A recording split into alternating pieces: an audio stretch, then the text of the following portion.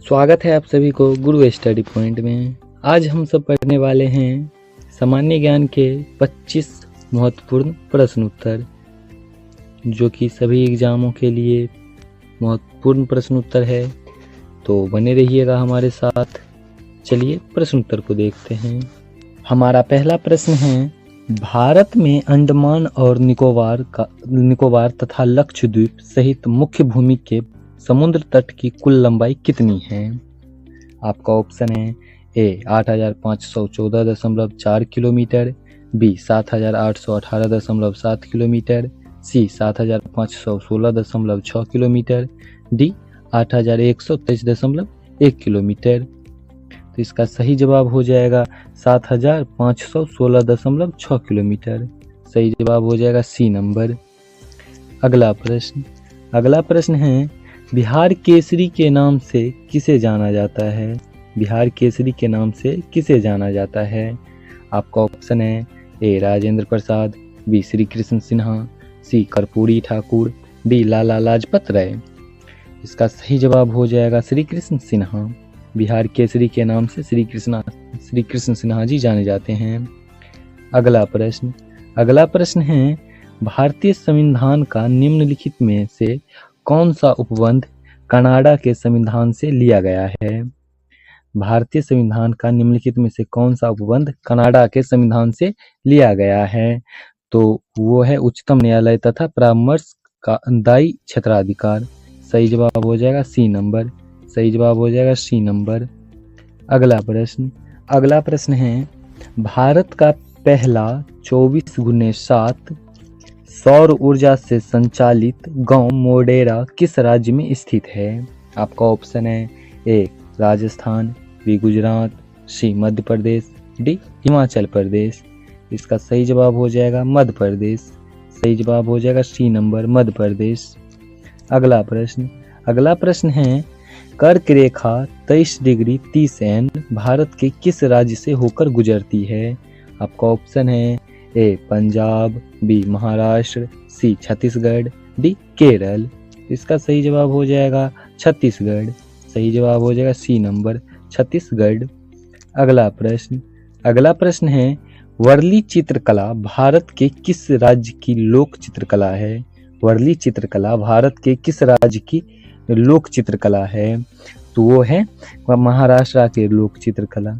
इसका सही जवाब हो जाएगा डी नंबर। सही जवाब हो जाएगा डी नंबर।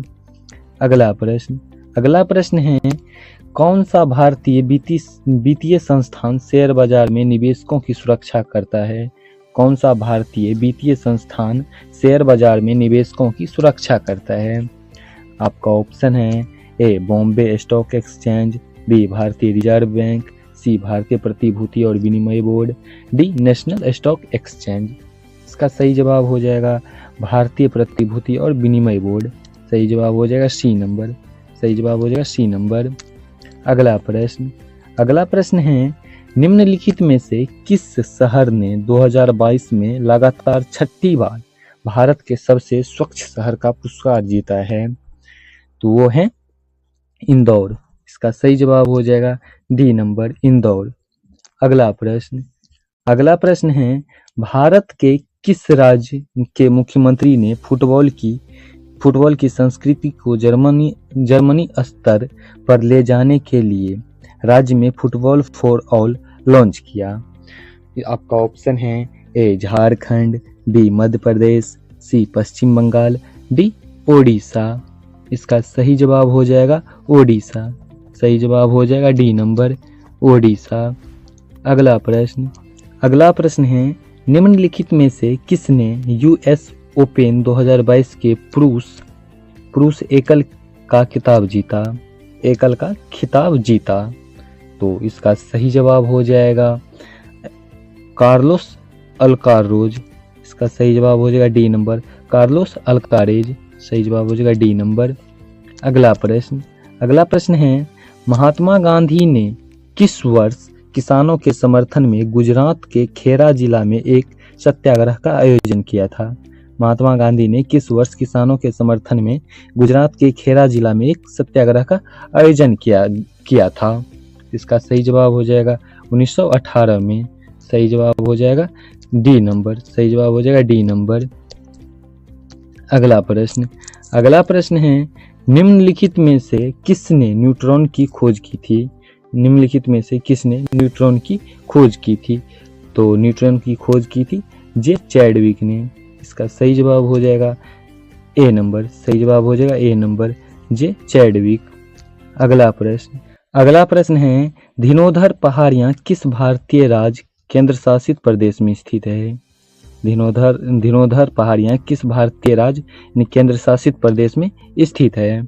आपका ऑप्शन है ए अंडमान और निकोबार द्वीप समूह, बी महाराष्ट्र, सी गुजरात, डी पश्चिम बंगाल। तो इसका सही जवाब हो जाएगा गुजरात। सही जवाब हो जाएगा सी नंबर, गुजरात। अगला प्रश्न है निम्नलिखित में से किस वनस्पति जगत के पौधों को शैवाल के नाम से जाना जाता है? निम्नलिखित में से किस वनस्पति जगत के पौधों को शैवाल के नाम से जाना जाता है? तो वो है थैलोफाइटा। इसका सही जवाब हो जाएगा डी नंबर, थैलोफाइटा। सही जवाब हो जाएगा डी नंबर। अगला प्रश्न है निम्नलिखित में से किस फिल्म को 2022 में बेस्ट फिल्म पॉपुलर चॉइस का फिल्म फेयर पुरस्कार मिला था? आपका ऑप्शन है ए रामप्रसाद की तेहरावी, बी रसीम रॉकेट, सी शेरशाह, डी सरदार उधम। इसका सही जवाब हो जाएगा शेरशाह। सही जवाब हो जाएगा सी नंबर, शेरशाह। अगला प्रश्न है वर्तमान भारत में कितने केंद्र शासित प्रदेश हैं? वर्तमान भारत में कितने केंद्र शासित प्रदेश हैं? तो वर्तमान भारत में 8 केंद्र शासित प्रदेश हैं।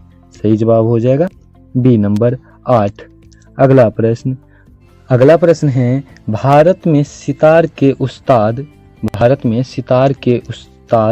सितार माइस्ट्रो के रूप में किसे जाना जाता है? सितार माइस्ट्रो के रूप में किसे जाना जाता है? ऑप्शन है ए महर्षि पतंजलि, बी पंडित रविशंकर, सी उस्ताद बिस्मिल्लाह खां, डी सितारा देवी। तो इसका सही जवाब हो जाएगा बी नंबर, पंडित रविशंकर। सही जवाब हो जाएगा बी नंबर, पंडित रविशंकर। अगला प्रश्न है निम्नलिखित किन राज्यों तक ही कर्नाटिक संगीत सीमित है? निम्नलिखित किन राज्यों तक ही कर्नाटिक संगीत सीमित है? तो इसका सही जवाब हो जाएगा कर्नाटक, आंध्र प्रदेश, तमिलनाडु और केरल। सही जवाब हो जाएगा डी नंबर। सही जवाब हो जाएगा डी नंबर, कर्नाटक, आंध्र प्रदेश, तमिलनाडु और केरल।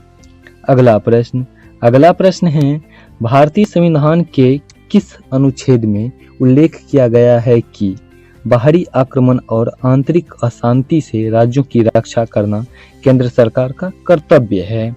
तो अनुच्छेद है अनुच्छेद 355। सही जवाब हो जाएगा सी नंबर, अनुच्छेद 355। सही जवाब हो जाएगा सी नंबर।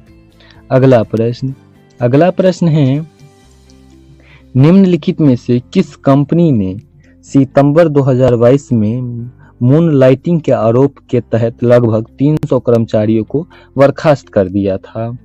तो इसका सही जवाब हो जाएगा विप्रो। सही जवाब हो जाएगा विप्रो। अगला प्रश्न है 1956 के औद्योगिक नीति प्रस्ताव ने किस पंचवर्षीय योजना का आधार बनाया? आपका ऑप्शन है ए 5वीं पंचवर्षीय योजना, बी द्वितीय पंचवर्षीय योजना, सी चतुर्थ पंचवर्षीय योजना, डी तृतीय पंचवर्षीय योजना। तो इसका सही जवाब हो जाएगा द्वितीय पंचवर्षीय योजना। सही जवाब हो जाएगा बी नंबर। अगला प्रश्न है कौन सी पंचवर्षीय योजना महालनोबिस के विचारों पर आधारित थी? कौन सी पंचवर्षीय योजना महालनोबिस के विचारों पर आधारित थी? तो वो थे द्वितीय पंचवर्षीय योजना। सही जवाब हो जाएगा डी नंबर, द्वितीय पंचवर्षीय योजना। अगला प्रश्न है भारत के योजना आयोग को किस वर्ष नीति आयोग द्वारा प्रतिस्थापित किया गया था? भारत के योजना आयोग को किस वर्ष में नीति आयोग द्वारा प्रतिस्थापित किया गया था? आपका ऑप्शन है ए 2016, बी 2015, सी 2018, डी 2017। इसका सही जवाब हो जाएगा 2015। सही जवाब हो जाएगा बी नंबर, 2015। अगला प्रश्न है निम्नलिखित में से कौन सा खाता वह खाता है जिसका रख रखाव एक भारतीय बैंक द्वारा विदेश में लेन देन करने के उद्देश्य से आमतौर पर उस देश की मुद्रा में किया जाता है? तो वो है नोस्ट्रो। सही जवाब हो जाएगा ए नंबर। सही जवाब हो जाएगा ए नंबर, नोस्ट्रो। अगला प्रश्न है लास्ट प्रश्न यानी अंतिम प्रश्न है, भारतीय संसद में प्रत्यक्ष कर संहिता विधेयक डायरेक्ट टैक्स कोड बिल कब पेश किया गया था? भारतीय संसद में प्रत्यक्ष कर संहिता विधेयक यानी डायरेक्ट टैक्स कोड बिल कब पेश किया गया था? तो किया गया था 2010 में। सही जवाब हो जाएगा इसका 2010। सही जवाब हो जाएगा 2010। आज का प्रश्न उत्तर इतना ही। मिलते हैं ऐसे ही इंटरेस्टिंग सामान्य ज्ञान के प्रश्न उत्तर के साथ। तब तक के लिए जय हिंद, जय भारत।